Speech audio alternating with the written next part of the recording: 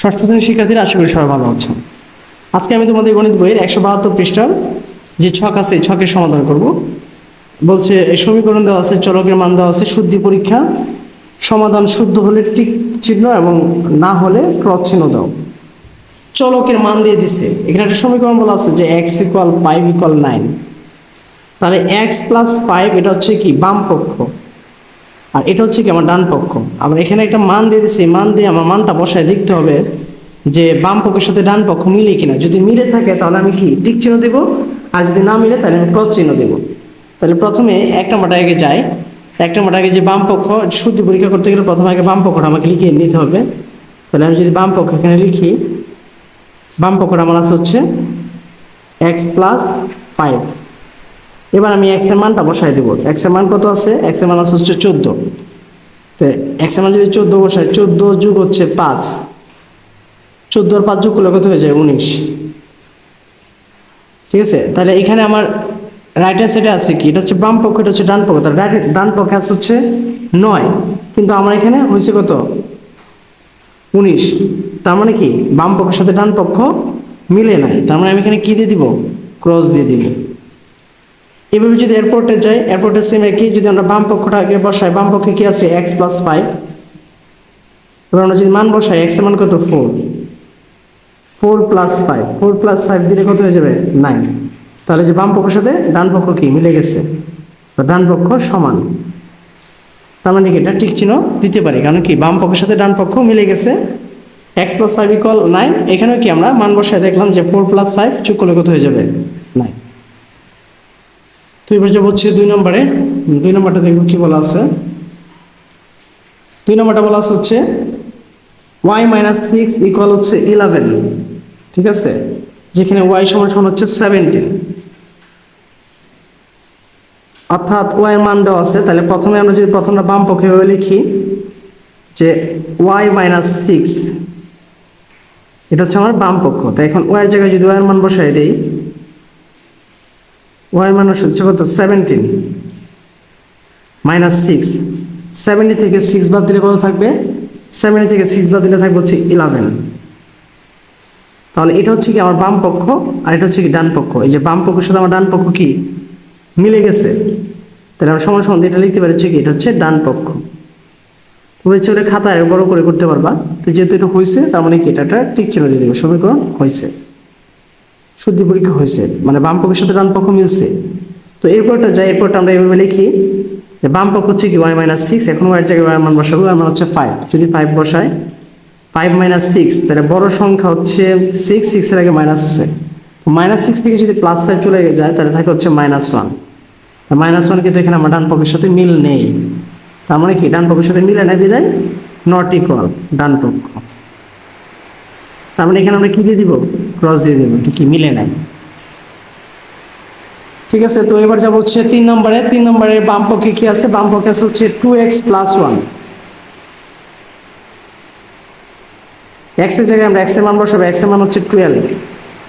তাহলে 2 × 12 প্লাস হচ্ছে 1। যদি যোগ করি 12 × 2 = 24, 24 আর 1 হচ্ছে 25। এটা আবার ডান পক্ষের সাথে মিলে গেছে। তার মানে বাম পক্ষের সাথে ডান পক্ষ কি সমান হয়েছে। সমান হলে আমরা একটা টিক চিহ্ন দিব, আর সমান না হলে আমরা ক্রস চিহ্ন দিব। তো এবার আবার আমরা মান বসাবো। আবার বাম পক্ষে যদি লিখি 2x + 1, এবার x এর মান কত দেওয়া আছে? 13। 2 × 13 প্লাস হচ্ছে কি 1। তাহলে 13 দুগুণে কত? 26। 26 আর 1 কত? 27। তার মানে কি আমার ডান পক্ষের সাথে মিলে নাই। তাহলে নট ইকুয়াল ডান পক্ষ। ঠিক আমরা এখানে কি দিয়ে দিব? একটা ক্রস দিয়ে দিব। তো এবার যাবো হচ্ছে 4 নম্বরে। 4 নম্বরে কি বলা আছে? 4 নম্বরে বলা আছে হচ্ছে y/3 = হচ্ছে 12। এটা হচ্ছে বাম পক্ষ, y/3। হচ্ছে 3। এখন আমরা মান বসাই, y এর মান কত বলে দিচ্ছে? 54। 3 দ্বারা এটাকে ভাগ করি, 3 × 3 থাকে হচ্ছে 2, 24, 3 × 8 = 24। তার মানে রাইট হ্যান্ড সাইড হয়ে যায় 18। 18 তো এখানে নাই, এখানে আছে কত? 12। তার মানে এটা কি সমীকরণ শুদ্ধি পরীক্ষাটা হয় না। এবার আরেকবার লিখব হচ্ছে বাম পক্ষটা y/3।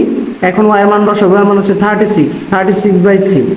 3 দ্বারা যদি 36 ভাগ করি 3 বার 36, এটা আবার ডান পক্ষের সাথে মিলে গেছে, তাহলে সমান সমান হচ্ছে কি ডান পক্ষ। এবং যেহেতু সমীকরণ মিলে গেছে আমরা টিক চিহ্ন দিয়ে দিব। এবার যাবো হচ্ছে 5 নম্বরে। তো 5 নম্বরে প্রথমটায় যে যায়, 5 নম্বর প্রথমটায় কি বলা আছে, এক্স এর মান হচ্ছে 14, কারণ এখানে লিখতে পারি 4 মাইনাস এক্স, তাহলে 4 মাইনাস 14, -14 থেকে যদি +4 চলে যায় তাহলে কি থাকবে -10, কিন্তু এখানে আছে কি +10, তাহলে এটাও কি আমার সত্যি পরীক্ষা হয়নি। তো এবার যা বলছে দ্বিতীয়টা বলছে এক্স এর মান কত -6, তাহলে আবার লিখতে পারি 4 মাইনাস এক্স সমান সমান 4 মাইনাস এক্স এর মান হচ্ছে -6, মাইনাস হিসেবে প্লাস 6 আর 4 যোগ করলে হচ্ছে 10, এটা আবার ডান পক্ষের সাথে মিলে গেছে, যেটা মিলে যাবে ঠিক চিহ্ন দিয়ে দিব। এবার যেমন হচ্ছে আমরা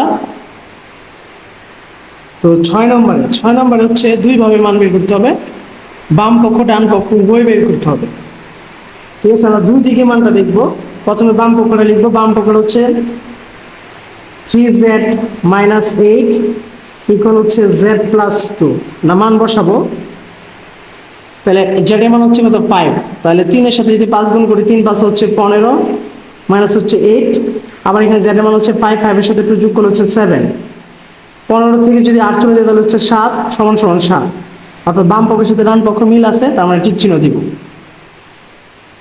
আবার সেম একই সমীকরণটা লিখবো, 3z মাইনাস 8 ইকুয়াল হচ্ছে z প্লাস 2, z এর মান এখন কি আছে 4 আছে, তাহলে 4 যদি বসাই দিই 3 4 হচ্ছে 12, 12 বিয়োগ হচ্ছে 8, আর এখানে লিখতে পারি হচ্ছে কি 4 যোগ 2, 12 থেকে 8 চলে গেলেও থাকবে হচ্ছে 4, 4 এর সাথে 2 যোগ করলে হচ্ছে 6, তাহলে 4 এর সাথে 6 আমার কি বাম পক্ষের সাথে ডান পক্ষ মিল নেই, আমরা কি করে দেবো এখানে ক্রস চিহ্ন দিয়ে দিব। ঠিক আছে প্রিয় শিক্ষার্থীরা এবং যারা ভিডিওটি দেখছেন, আশা করি এই ছকটা আপনারা বুঝতে পেরেছেন। তো ভিডিওটি যদি আপনাদের কাছে ভালো লেগে থাকে তাহলে চ্যানেলটাকে অবশ্যই সাবস্ক্রাইব করবেন এবং ভিডিওটি সবার মাঝে শেয়ার করবেন। ধন্যবাদ সবাইকে এতক্ষণ ভিডিওটি মনোযোগ দিয়ে দেখার জন্য।